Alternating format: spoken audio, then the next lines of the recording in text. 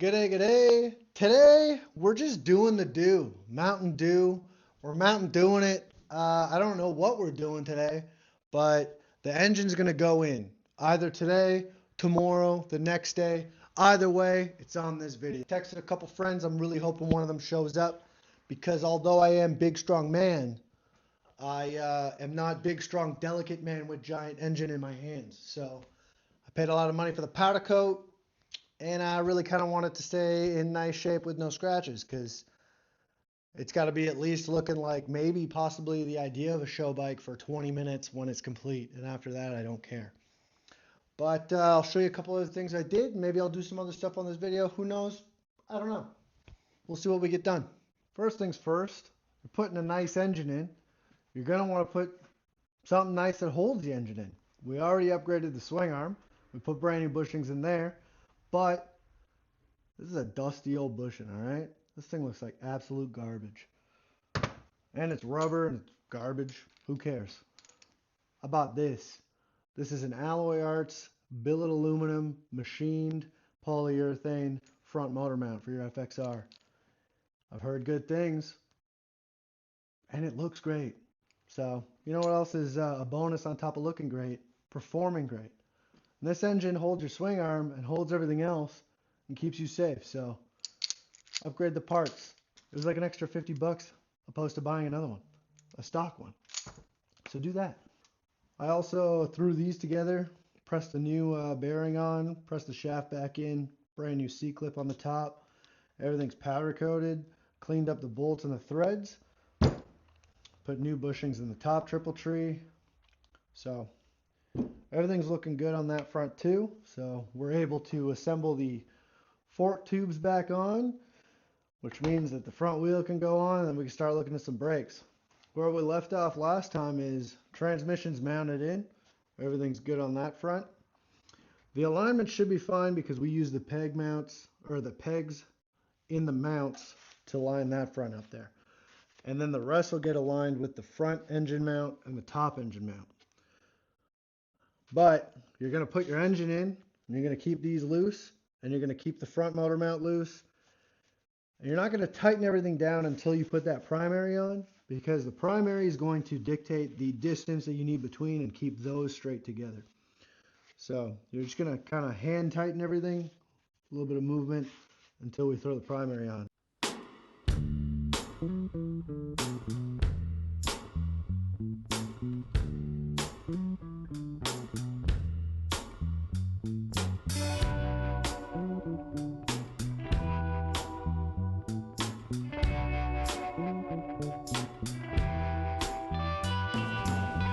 Lifted the engine in and I put a block underneath my jack here so that the engine would sit a little higher than it should. That way it allowed me to pry the transmission up just to get those bolts threaded and just kind of where I want it. These are slotted so you can move the engine back and forward to adjust for the primary. And then I had a little bit of trouble putting the stabilizer mount in the front because the engine wouldn't turn. And then I clued in that the engine is incorporated with the transmission, which incorporated with the rear swing arm. So if you crack that rear swing arm loose, it allows the engine to pivot side to side. So then we were able to put the stabilizer mount on, drop that bolt in there, and now everything's in it, snugged up a little bit, but not tight, because you still got to put the primary on, and you still want to kind of do a little bit of an alignment on your engine before you crack everything down. But yeah, it's in there, and it looks pretty fucking sweet. It's not an S&S. I wish it was an S&S because that'd be like way cooler, and that's what the cool guys do. But we've gone over this. I'm not rich enough to be one of the cool guys, nor do I live in the right country to be the cool guy. So this is Canadian spec cool guy. It's starting to feel like something. Now we got to do wiring, and that sucks. But we're cutting a lot of stuff off the wiring, so it should be fairly easy. Hell yeah, you know? I'm excited about this. This is sick. Listen, I know. It's dirty, it's crummy. I drove the bike in the rain and then I tore it apart. I just needed to know the engine ran right. But it's in there, okay? We're gonna detail this engine when it's all sealed up because the magneto, that's not a magneto. This the charging system's exposed and all that jazz. I just didn't want to. Whatever, I'll do it later. Stop yelling at me. This was on there when I bought it. Let's talk about it. That little points cover is, it says Touring Creations, and I, much like you, had no idea what that is. So I was looking into it. I Googled it. Turns out it's a guy from Quebec that was building those fat tire choppers and big choppers during the early 2000s kind of craze when Orange County choppers was like a big thing. And he's the guy who built the bike that I tore apart for this engine. And I personally thought that bike was kind of ugly, but you know, it's French as hell, so that's why it was ugly. And no offense, I'm French myself, so I can say that. But yeah, turns out he was in like the big biker build off, the Canadian biker build off. And I think he won with some like crazy, insane water looking bike. Cool. Hopefully that's torn apart now too. I'm just joking, guys. All bike builds are nice. Some shit's ugly, dude. Anyways, it's in here now, and we're thankful for it. This is turning into more of like a show and tell episode because a lot of the stuff that I have to do right now is a little boring, and I don't really want to show it, and I don't really want to dive into it. And that's okay, because you know what? This is my channel. So, along with some other stuff that I bought, I'm going to show you something that I think is a nice little upgrade for your bike. An updated block. So this fills in that void space in there. I can't slip that in right now because I got fresh powder coat and these are a little squished, so I kind of have to squeeze them open. But you get what I'm talking about. These go in. There's this nice aluminum machine plate with a nylon lock washer in there, and you're going to be able to adjust that axle. Continuing on with my little parts haul here, Arlen Ness NOS louvered series gas cap chrome. They make the gas cap cover, but they also make the actual assembled gas cap. I like how thin these are. They look just a little bit better, personally. Um, NOS, original packaging, definitely broken and flaked off. Anyways, inspection cover, chrome, louvered series. Derby cover, chrome, louvered series.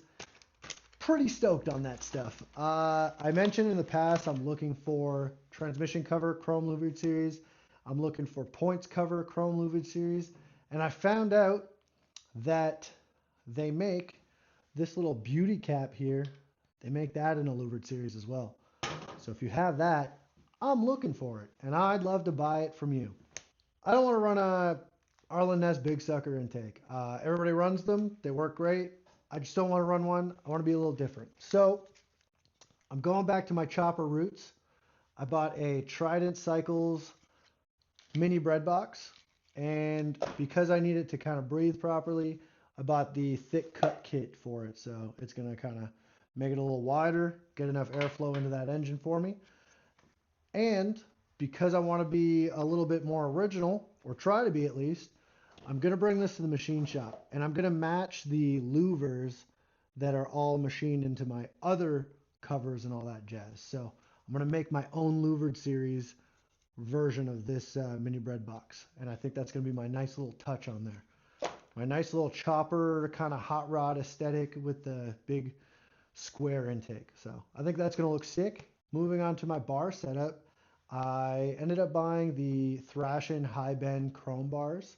I think I'm going to do black grips, black controls, chrome bar, chrome riser. I think that's going to be like kind of a cool look. For black controls, I have the Elite Mototech Easy Pull billet aluminum clutch lever. This is so nice. I didn't think that they were this nice in person. I'm excited to run this. I also kind of maybe spent all of the money that I had in the world on this, but this is a Hell Performance all billet aluminum machined radial master cylinder. This is the 19 millimeter one to run dual disc brakes, and all the levers are like adjustable. The throw is adjustable. This is insane. This is a crazy piece of kit that I did not need, but I'm so happy I bought because it looks cool and I don't see it on any bikes out there. Normally you run the Brembo one, but it was out of stock and I couldn't find it anywhere. And there's somebody in Canada who sells these and stocks these, so I didn't have to pay any duties on them. Kind of cool. We're already talking about brakes. Let's keep talking about brakes. I bought these brand new set of bagger Brembos for the front. Uh, literally, like I wasn't expecting them to be brand new when I bought them. They even came with brand new pads in there. I bought these for $200 Canadian on eBay. Kind of crazy. I think that that's like an insane buy. Maybe it's not, but that seemed cheap for four piston brakes for me. I have a matching one for the rear. That one is not brand new, but it was rebuilt not too long ago, so I think it's going to work just fine. I also ordered some Profile Series floating rotors from TC Bros. I was a little worried. I'm gonna be honest with you. I was a little worried buying something from TC Bros. But you know what? I bought stuff from them in the past, and for the most part, it worked really well for me. And I was actually really impressed with the like build, feel, and quality of these. You know, they got a nice weight to them. They seem like it's all quality materials. They're like, I don't know. I'm excited to run these. I'll let you know what I think of them when I've actually used them. But I think they look sweet. I wasn't 100% sure what I was going to run for a throttle, but I got this single cable pull Biltwell whiskey throttle. I've run them in the past. They've worked for what I needed. Are they perfect? No. They need improvement, but they're priced right for just throwing it together and then figuring out the right throttle for me later. I also bought these hot pink plug wires that I'm not 100% sure if I'm going to run, but they're like a vintage set of Acel wires. I don't know if that's how you say that, but I thought that they looked sick. I got these from Oliver at Cut Rate, along with the fender struts that I bought. I'm not 100% sure if I'm going to run those. They don't really match the bike, but I love hot pink. I think it looks sick, so they'll probably make their way on. Ramjet Performance low mount taillight so that you can run the Dyna Series kind of slim plate mount. I have an LED taillight over there that I don't feel like standing up to go get. It's just a cheap one. If it works well or if it doesn't work well, I'll replace it. Not 100% sure. And I am upgrading the shifter tube to the aluminum one with like the multiple O-rings by Ramjet as well. I also have the little fork pin for that. I've got a bunch of other stuff in there, and I've got a bunch of stuff that I've already showed you that I put on the bike, and I also have some stuff that I still need to order. So that's about it. Oh, and I ordered a brand new Thunder header. I mentioned that before, but it should be mentioned in every video. Thunder header, that's like the FXR must, you know? A couple other things that I bought that I forgot to mention. They're all inside the house. But I bought a lot of stuff from Vulcan Engineering this year.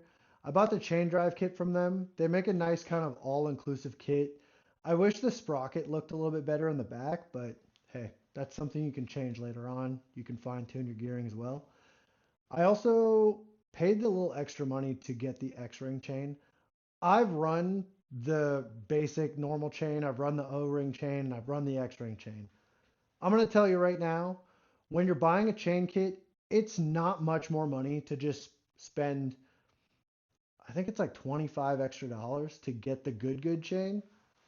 Do it, dude. It's you get more mileage out of it, you don't have to oil it as much, and it's just better. Okay? The shitty chain sucks. Yeah, so that's my 2 cents. Buy that. I also bought all my gaskets for the primary for them.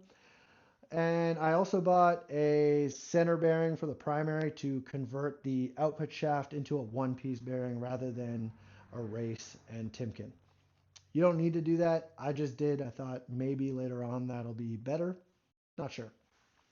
I'm in there. I may as well. Sorry that that was kind of like a boring episode. I didn't really know what to do with this one. Like I had mentioned, there's not a whole lot to do right now that's very like hands-on. I'm just going to skip ahead into the build and show you some more interesting stuff later. Thanks for hanging out. Thanks for looking at my stuff. I really hope that I didn't come off braggy. I didn't want to come off braggy. I spent a disgusting amount of money on this bike, and I'm really proud of it, and I'm excited about it. So I like talking about stuff that I bought. A lot of people around me don't really care. So I'm just going to yap to you guys and hope that you enjoy it and hope that I don't look like an asshole on camera, you know? But whatever. Braggy or not, that's all the stuff that I bought. Don't be jealous. It cost way too much money and I'm probably going to regret it later on. I can never sell this bike. I have spent way too much money. I will never get my money out of it, and that's okay. This is a forever bike for me. So I think that that's worth it. And yeah, so anyways, yeah, thanks for tuning in. And if you want to like it, like it. If you don't want to like it, don't like it, but please like it. That'd be nice. Comment, say something nice. Maybe I bought something that you were looking at buying. If you have any questions about that, just ask me. I'll happily answer you. Yeah, tell your friends, tell your family, find a stranger, tell them, hug them, tell them you love them. Maybe they'll like that. And tell your mom I said hi. I love you guys and see you later.